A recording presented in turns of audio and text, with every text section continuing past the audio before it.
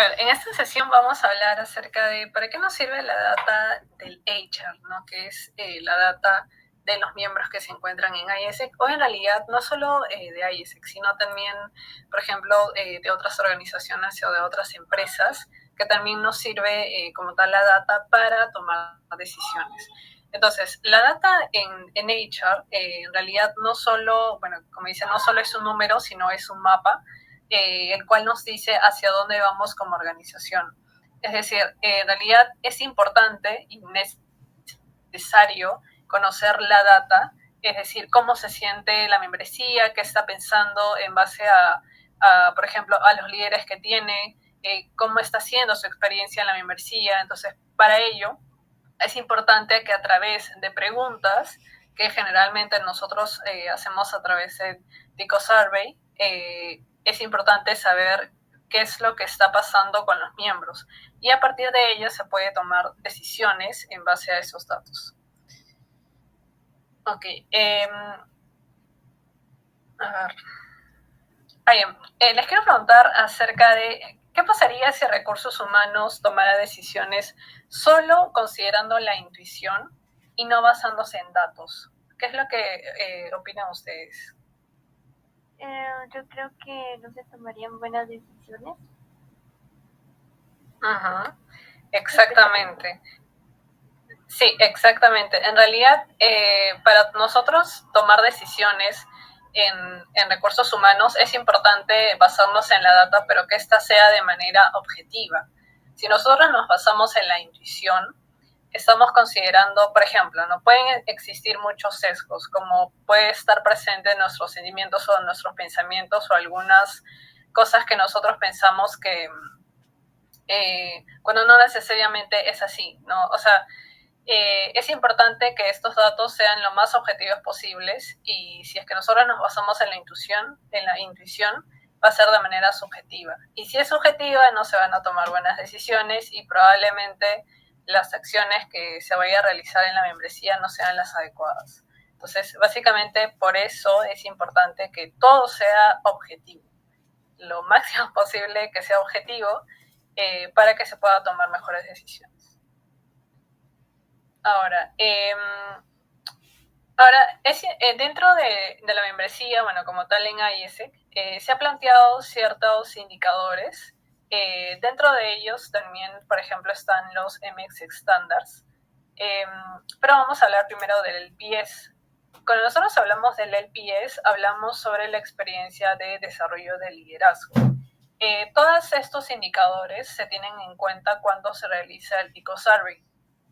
Por eso es que para nosotros es importante conocer cómo está la membresía cada mes. Cada mes, en realidad, se toma en cuenta todos estos indicadores, tanto el LPS, el NPS, el porcentaje en MAC, el MX, que son los estándares, el Pipeline, Culture y Retention.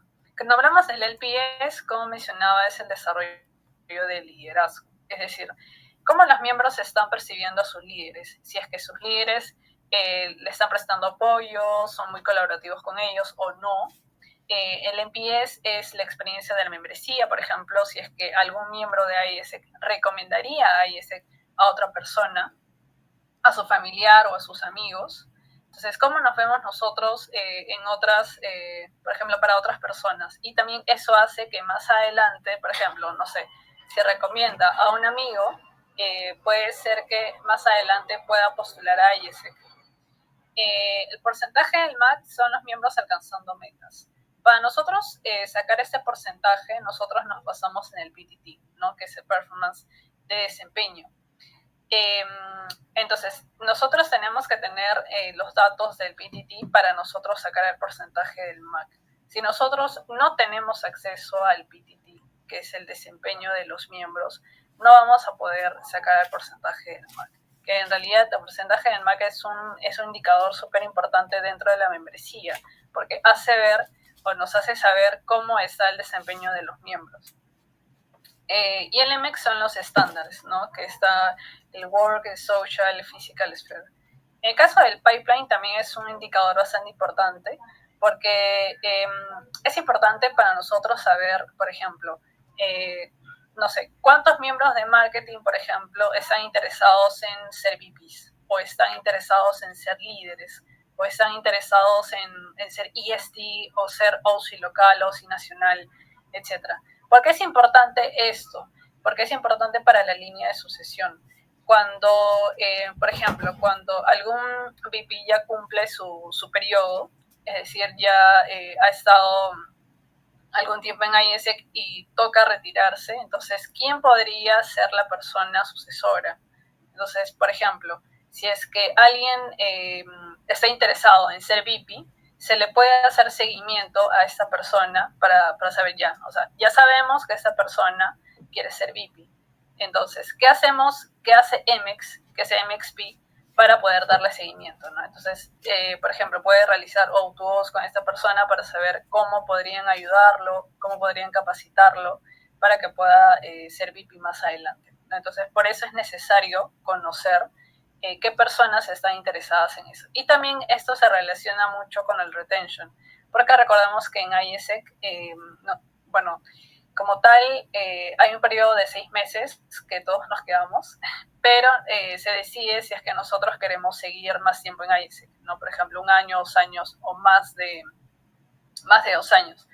Lo ideal en realidad es que uno se quede 6 meses, ¿ya? Pero como tal, sí se requiere o sí sería lo máximo o lo fabuloso que se puedan quedar más tiempo. Por eso es que es importante también el pipeline nos ayuda a eso, porque si es que ellos están interesados en que luego de ser miembro aplicar a otro rol, por ejemplo, de TL, que es Team Leader, entonces se estaría interpretando de que ya no se quedaría solo 6 meses, sino probablemente se quede 1 año. Entonces, eso es importante para ese dato, por ejemplo, es importante para saber cuántos miembros van a permanecer en el siguiente semestre, por ejemplo. Y el Culture, bueno, aquí se habla sobre la salud, la identidad y el crecimiento. Bueno, como tal, para todos estos indicadores existen preguntas, preguntas específicas. Bueno, ya más adelante vamos a hablar sobre los tipos de preguntas que se deben de hacer o cómo se deben de hacer. Pero en general, esas preguntas permiten que los miembros puedan tener, o bueno, las respuestas que puedan tener estos miembros nos ayuden a nosotros a tomar decisiones, ¿no? Y en el caso de retention, que se relaciona mucho con el pipeline, es que cuánto tiempo se piensa quedar en IESEC, ¿no? También hay una pregunta, bueno, no es una pregunta como tal, pero es dentro de ello, por ejemplo, una de las cosas o uno de los casos que pudimos evidenciar, bueno, que pude evidenciar anteriormente, es que cuando nosotros sacamos la data, por ejemplo, hay una especie de escala, ¿no? Que indica que, por ejemplo, que se quiere quedar menos de 3 meses, que se quiere quedar los 6 meses, 1 año a más o 2 años a más. Y justamente nosotros vimos, ¿no?, que la persona había respondido en el NES que se quería quedar menos de 3 meses.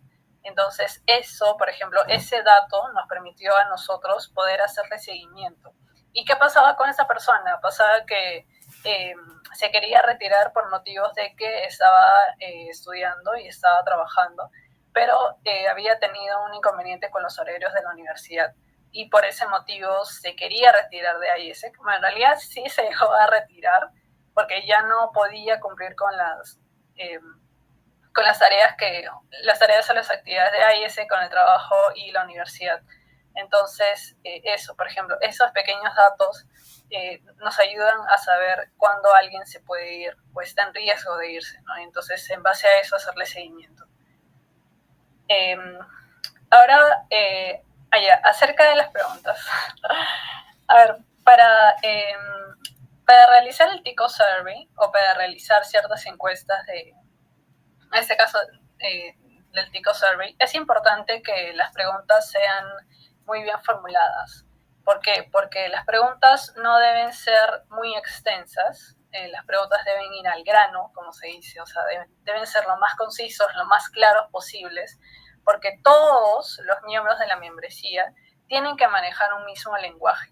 Es decir, por ejemplo, si existen diversos términos para los TLs o para los VPs y ese término no lo entienden los miembros, entonces la data va a ser desigual, porque probablemente los VPs van a tener otra respuesta y los miembros van a tener otra respuesta. Entonces, por ello, es importante que cuando se planteen las preguntas para todos, todos la tienen que entender, absolutamente todos. No debe haber una pregunta que ellos estén en duda. O si tienen duda, obviamente se les puede absorber esa duda, pero lo ideal es que todos entiendan la pregunta para que la respuesta sea lo más objetiva posible. Entonces, una vez dicho esto, me gustaría saber, o sea, acá hay dos preguntas. La primera es, ¿consideras que tu jefe aplica un liderazgo autoritario, democrático, transformacional o laissez-faire en su gestión diaria? Y la pregunta dos es, ¿tu líder te motiva y guía para alcanzar tus metas en el trabajo? En este caso, vamos a analizar el indicador de liderazgo. Entonces, me gustaría saber cuál de ustedes, cuál piensan que la pregunta está bien formulada. ¿La primera pregunta o la segunda pregunta? A ver, los escucho. La dos. Ya. ¿Qué opina María y recursos? Ay, no me acuerdo su nombre de recursos K.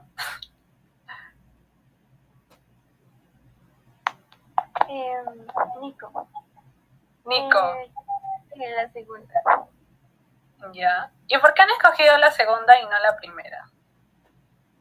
Yo siento que la primera está como demasiado larga y también tiene como una que otra palabra que no se suele como entender bien, tal vez. Uh-huh. Ok, sí, exactamente, Nico. En realidad, cuando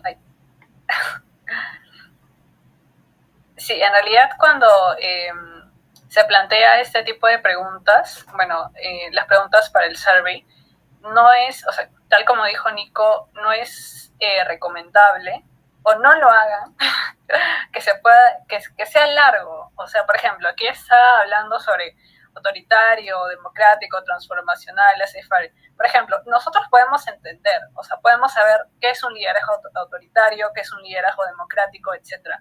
Pero puede ser que otros miembros no lo entiendan. Por ejemplo, que nosotros que somos de MXP, pero puede ser que, no sé, un miembro de finanzas, un miembro de marketing o yo qué sé, puede ser que no entienda esto. Entonces nosotros no podemos asumir, no podemos decir, ay, ¿cómo no vas a ver? No, o sea, nosotros tenemos que hacer lo más sencillo posible. O sea, las preguntas tienen que ser las más sencillas posible para que todos puedan entender y no debemos asumir que esa persona ya sabe, excepto que se haya dado, no sé, una capacitación anteriormente o algo así.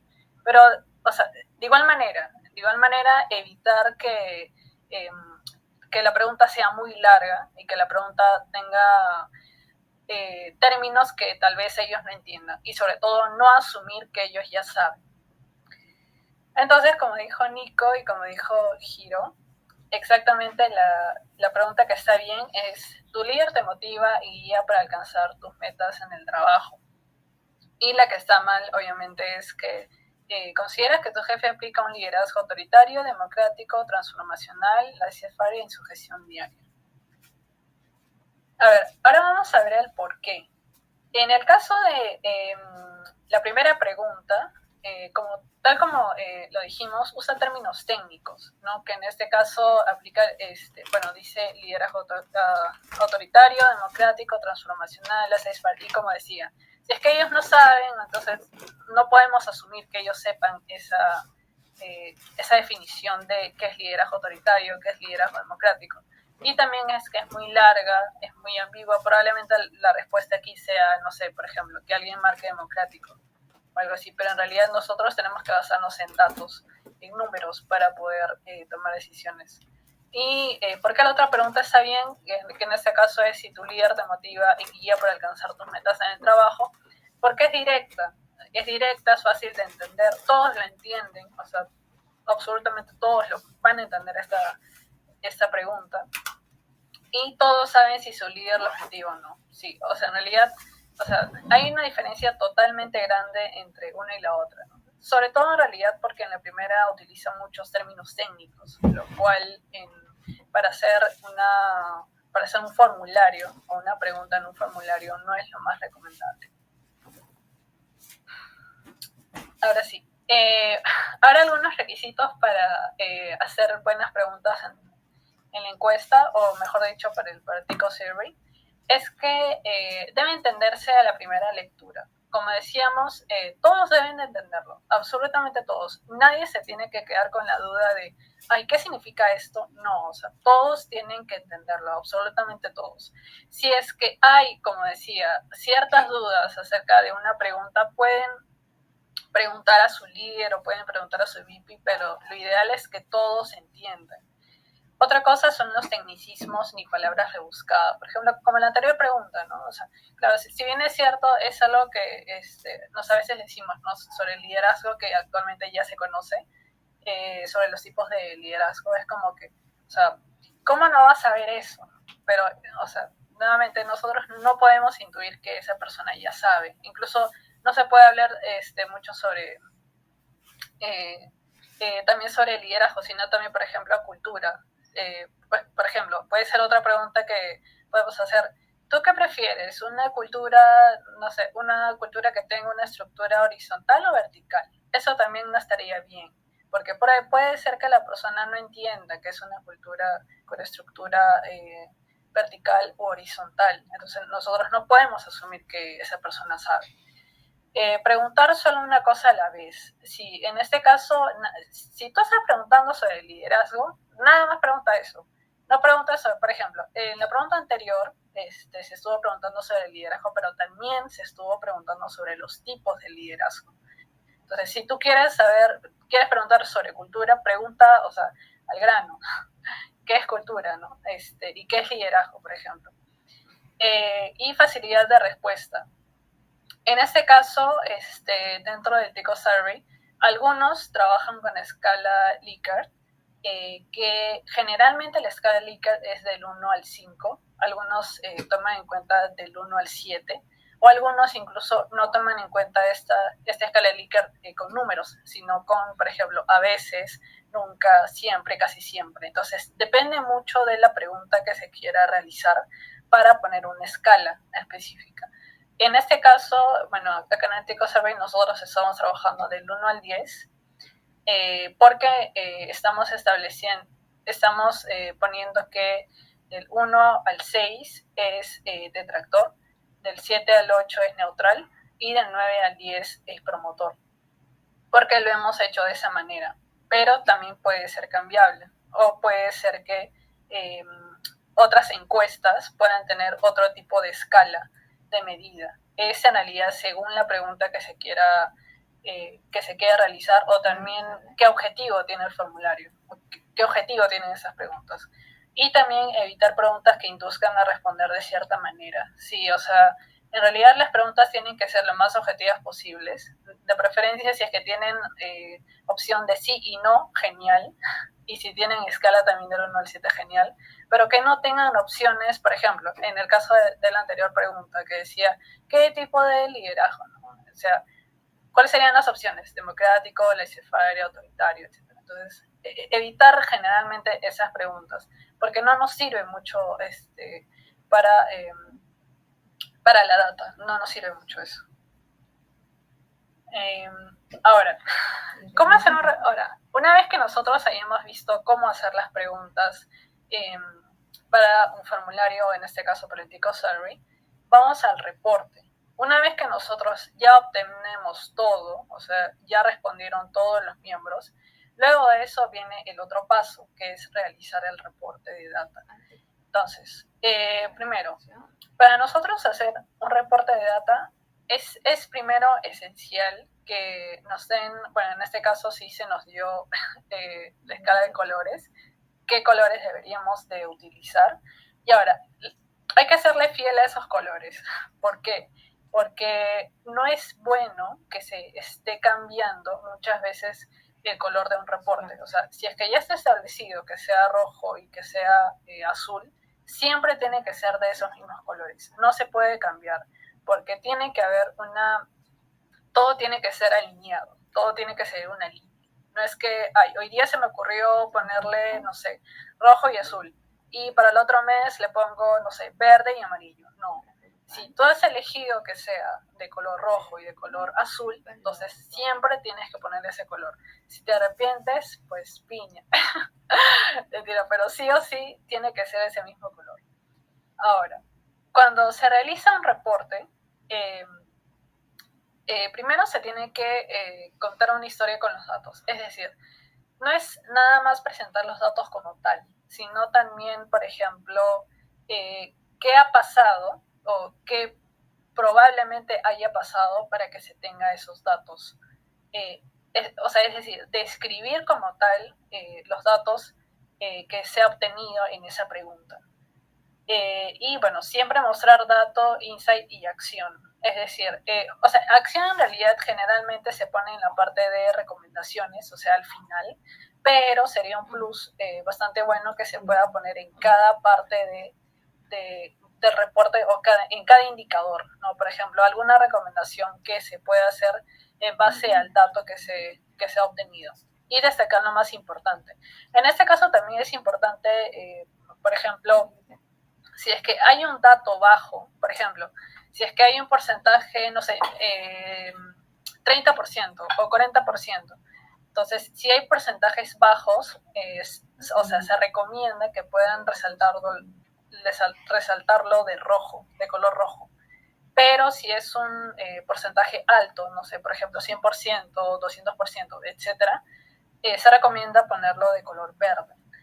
Porque eso, es importante resaltar lo mejor y resaltar lo peor o lo que está abajo o resaltar lo alto. En ese contraste. Generalmente no se destaca mucho lo neutral o lo que está en el medio. Generalmente son los extremos, lo que está abajo y lo que está alto. Y otro, usar gráficos simples. Muchos reportes utilizan el gráfico de barras o también gráfico de torta, que es lo más entendible. Ahora, aquí también hay otro tema importante que es, por ejemplo, el reporte depende mucho a qué va dirigido. Por ejemplo, no vas a hacer un mismo reporte para una entidad, o sea, de manera general, que para, no sé, por ejemplo, para el EMSI, que para el ELSI. No sé, por ejemplo, para el EMSI tiene que ser más concentrado, o sea, se tiene que saber por qué es que ha salido este porcentaje. Y para el ELSI algo más específico. Y para otras personas, que son los miembros, por ejemplo, de una área, entonces mostrarle nada más de su área o mostrarle algo más fácil, generalmente no tanto en porcentaje, sino explicarle por qué. Y que sea más descriptivo, porque en realidad depende mucho del conocimiento o algo así que tengan las personas para mostrar ese reporte. Y bueno, y finalmente incluir recomendaciones, ¿no? Generalmente al final, o conclusiones también de lo que se ha llegado con todos los reportes. Y eso. Ahora, aquí, ¿cuál de las dos ustedes entienden mejor qué está pasando? Por ejemplo, si es que ustedes le dicen, ya mira, ya tenemos un reporte y queremos saber cuál de los dos te parece más entendible. Para ustedes, ¿cuál de los dos les parece más entendible? ¿El primero o el segundo?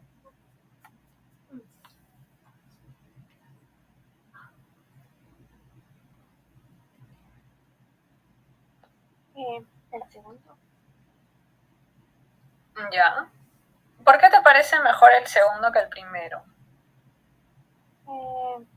Porque siento que tiene una estructura más clara. Ok. Sí, mira, en este caso, cuando nosotros presentamos un reporte, no es necesario, o en realidad no es lo más recomendable que nosotros podamos presentar así con, demasiados números. ¿Por qué? Porque no se entiende. A ver, ¿qué significa hacer un reporte? Que sea lo más entendible posible, que sea lo más claro, y mostrarle lo más importante que se ha encontrado de la data a la persona a la cual va dirigida o a una entidad. Entonces, lo que más esperan ellos es que sea lo más claro posible, que sea al grano, como digo, que sea lo más claro, para que ellos puedan tomar decisiones. Entonces, un reporte no se debe basar en que puedas mostrar muchos datos o que puedas utilizar muchos colores tampoco, ¿no? Pero sí se tiene que basar en que algo sea más claro, que siga una línea de colores. En realidad los colores sí son importantes para cuando se haga un reporte, y no mostrar tantos números, sino más algo más, tantas letras tampoco, que sea lo normal, que sí sea descriptivo en base a lo que se ha encontrado y que tampoco haya muchos números. Bueno, eso. A ver, algunas claves para que un reporte sea útil. Bueno, he considerado estos 4, que es el contexto, la visualización clara, lo accionable y la consistencia. Cuando hablamos de contexto, nosotros explicamos como tal por qué es que ha podido salir ese porcentaje. O sea, tratamos de intuir el por qué. Por ejemplo, si dice el 50% de los miembros no respondieron la encuesta. ¿Ya? Eso es lo que nosotros hemos encontrado. Pero, ¿qué pasa si nosotros somos más claros y le ponemos abajito como descripción y ponemos, esto refleja falta de compromiso o canales de comunicación poco efectivos? Por ejemplo, eso podemos ponerlo en recomendación. Porque si hemos encontrado que el 50% de los miembros no respondieron a la encuesta, entonces en recomendaciones podríamos poner que se puede, no sé, se puede mejorar el compromiso, se podría realizar, no sé, talleres de compromiso, se podría mejorar los canales de comunicación para que todos puedan responder la encuesta, ¿no? Porque lo ideal es que se llegue al 100%, pero se ha llegado a la mitad. Entonces ahí hay que accionar para que se pueda llegar al 100%. Una visualización clara. Sí, en realidad, menos tablas y más gráficos.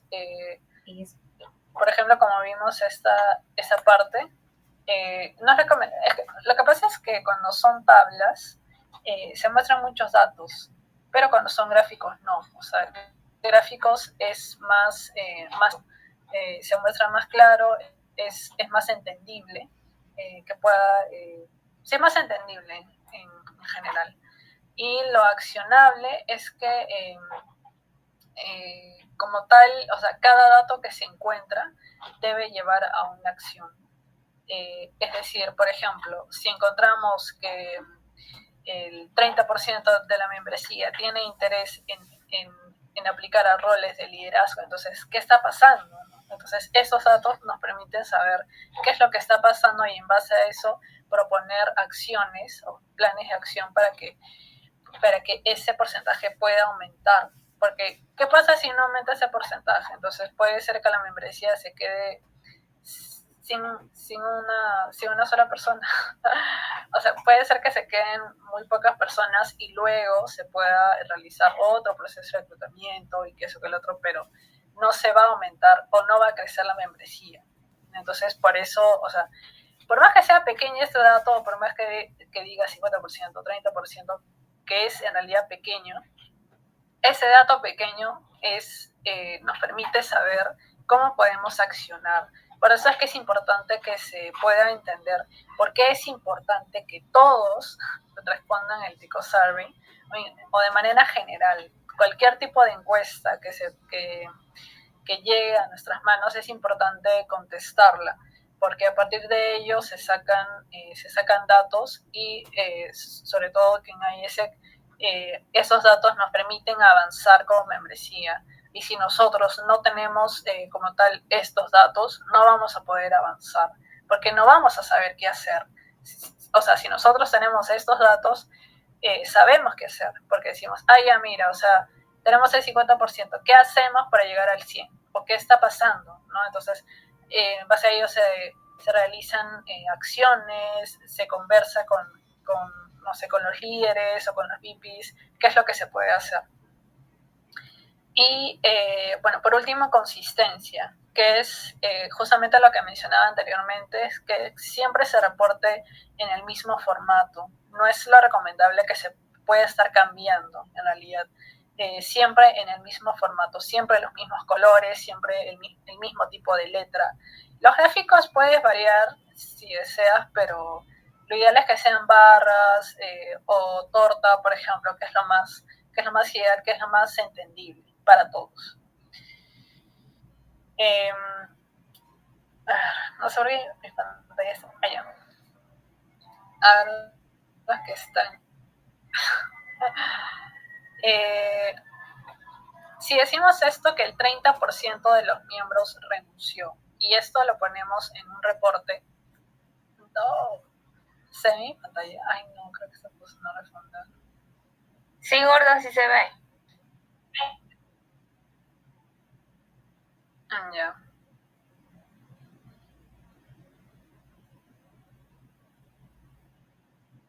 Y ahí está. Ahora, si nosotros ponemos, por ejemplo, en un reporte nada más que el 30% de los miembros renunció, pero como tal, no estamos describiendo como tal por qué es que el 30% de los miembros ha renunciado. O sea, no tenemos qué ha pasado. Entonces, ahora está quedando. Ya, entonces, en un reporte es necesario que nosotros podamos dar recomendaciones o también insights. No solo poner el dato como tal, no sé, por ejemplo, como decía anteriormente, 30% de los miembros renunció. Ya, pero ¿qué hago con eso? Entonces, por eso es necesario poner por qué es que pudo pasar esto o intuir por qué es que pudo pasar esto y no solamente poner el 30% de los miembros renunció. No. Por eso es que los insights son importantes. Ahora, ¿qué es un insight? Un insight es la interpretación del dato. Ya nosotros ya sabemos que el 30% renunció. Pero ¿qué hay detrás de esos números? ¿Qué está pasando? Entonces, no es solamente que el 30% de los miembros renunció, sino es saber por qué pudo pasar, qué significa este dato para la organización. Que tal vez, o sea, como tal, puede ser solo un dato, pero en realidad para los miembros de la organización o para la organización en general, este dato significa muchísimo y puede ser que este dato sea perjudicial o puede ser favorable para la organización. Entonces, para dar insights, nos vamos a basar en tres cosas, que es mostrar el dato, interpretar la causa y conectarlo con el impacto. Cuando nosotros mostramos el dato, ese dato debe ser lo más visual posible, lo más rápido y lo más claro. Es decir, siempre mostrar generalmente también esos datos en una letra mayor, de ser posible, o también en colores. Siempre se muestra en colores, como había mencionado antes, si es un porcentaje bajo o lo que no se espera, ponerlo en color rojo, y un porcentaje alto generalmente se pone en color verde, lo que es algo favorable para la organización. Entonces, cuando mostramos el dato, por ejemplo, podemos poner el 40% de los miembros no terminó su ciclo en AIS. Ahora, ¿qué hay detrás de este porcentaje? Ahí nosotros tenemos que interpretar este dato e interpretar la causa. Por ejemplo, esto puede deberse a que la experiencia no cumple con las expectativas o a que no está cumpliendo con las expectativas que tenía este miembro o que no hay suficiente acompañamiento. Esto generalmente se puede poner en la parte de recomendaciones o también en la parte de descripción del dato. Y finalmente conectarlo con el impacto. Es decir, ¿qué pasaría si en este caso que el 40% de los miembros que no haya terminado su ciclo en AIS, que hay detrás de esto que no cumple con las expectativas y que qué pasaría si nosotros no retenemos a los miembros. Y si es que nosotros no podemos retener a los miembros, entonces esto afecta la continuidad de proyectos. Es decir, no cumple su semestre, se tiene que hacer otro proceso de reclutamiento y muchos miembros no se vayan a quedar en la membresía y se tenga que reclutar una cantidad mayor de personas. Entonces, por eso, en base a este dato, por ejemplo, nos permite saber cuántas personas se pueden quedar en IESEC o cuántas personas se van a ir de IESEC para que se pueda tomar decisiones. Y otras son las recomendaciones. Como había mencionado, las recomendaciones generalmente se hacen al final del reporte. Generalmente un reporte es bueno, hay distintos tipos de reporte. Hay algunos reportes, por ejemplo, que son nada más con gráficos y no tienen mucha descripción, pero en realidad sí se recomienda que un reporte sí tenga descripción, porque es importante que las personas que están viendo ese reporte puedan entender el porqué o puedan saber lo más importante que pueda estar pasando, o que pueda estar bajo, que pueda estar alto, ¿no? Entonces sí es recomendable que un reporte sea generalmente en diapositivas, por ejemplo, o en un PDF, que pueda tener eso y que al final del reporte sí estén las recomendaciones. Ahora, una recomendación es la acción concreta, práctica y accionable que la organización debería hacer con base en ese insight. Ahora, la fórmula para las recomendaciones que se deben de realizar al final de un reporte es el insight, la acción y el impacto esperado. Por ejemplo, cuando hablamos sobre insight, podemos poner, los miembros sienten que las reuniones son muy largas y poco dinámicas. La recomendación en base a este insight sería que se implementen reuniones de máximo 45 minutos con dinámicas interactivas. ¿Y cuál sería el impacto esperado? Una mayor existencia y una mayor motivación por parte de los miembros. Entonces, estos tres pilares nos permiten recomendar o en realidad posibles recomendaciones que podría hacer la membresía con el fin de obtener datos más altos, ¿no? Porque en realidad lo ideal es que se tenga datos altos cuando se hace un reporte o cuando se baja la data. Pero si es que no hay tantos porcentajes altos y hay más porcentajes bajos, entonces hay algo en qué trabajar o hay algo donde accionar más, ¿no? Entonces eso nos permite saber cómo podemos ir avanzando, cómo podemos ir creciendo como membresía. Por eso es que es importante que puedan responder también a conciencia. No responder como, ay, o sea, ya me mandaron el TICO survey, estoy saliendo, no sé, de trabajo o de la universidad, ya lo respondo al toque y marco lo que sea. No. ¿Por qué? Porque si ustedes marcan lo que sea, entonces los datos, o sea, los datos son los datos y van a salir como tal, o sea, no se puede salir 100%, pero puede ser que esa respuesta no haya sido a conciencia. Puede ser que le hayan dicho, o sea, hayan respondido a la volada.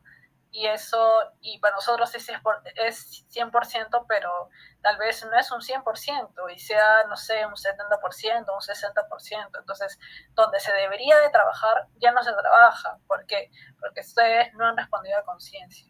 Por eso es que es importante que las preguntas que ustedes van a ver en el TICO Survey o que van a estar viendo a lo largo del semestre, piensen bien, piensen bien a sus respuestas, respondan a conciencia, nadie les va a decir nada, no se preocupen, porque en realidad cuando nosotros sacamos el reporte es de manera general, o sea, no hay como tal respuestas específicas, o sea, hay por área, claro, pero no son como tal específicas, así que eso, respondan a conciencia, porque eso nos ayuda mucho a poder crecer.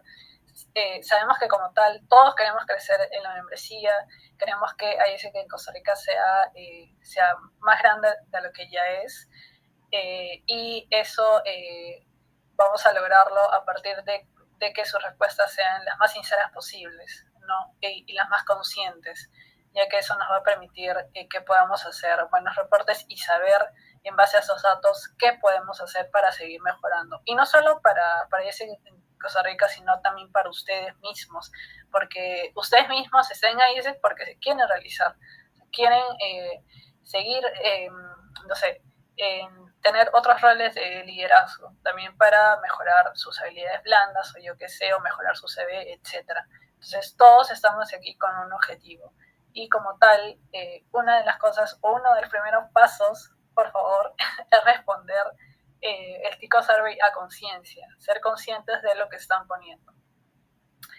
Y bueno, ello.